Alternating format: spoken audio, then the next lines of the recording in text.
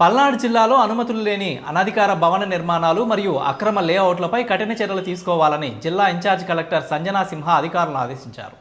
సోమవారం మధ్యాహ్నం జిల్లా కలెక్టరేట్ నుండి జిల్లాలోని ఆర్టీఓలు, డిపిఓ, డిఎల్డిఓలు, ఎంపీడీఓలు మరియు పంచాయతీ కార్యదర్శులతో అక్రమ లేఅవుట్లపై ఆమె వెబెక్స్ ద్వారా సమీక్ష సమావేశం నిర్వహించారు. ఈ సందర్భంగా ఆమె మాట్లాడుతూ AP metropolitan region and urban development authority చట్టం 2016 ప్రకారం అనధికార లేఅవుట్లను గుర్తించి వాటిపై చట్టపరమైన చర్యలు తీసుకోవడంలో పంచాయతీ కార్యదర్శులది కీలక పాత్ర అని అన్నారు.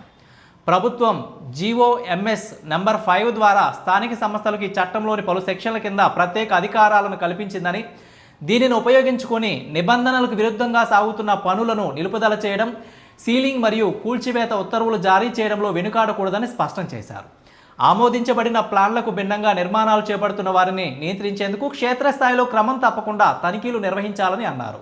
కేవలం చర్యలు తీసుకోవడమే కాకుండా పౌరులు ఏదైనా స్థలం లేదా భవనం కొనుగోలు చేసే ముందే సంబంధిత అనుమతులు సరిచూసుకునేలా ప్రోత్సహించాలని సూచించారు.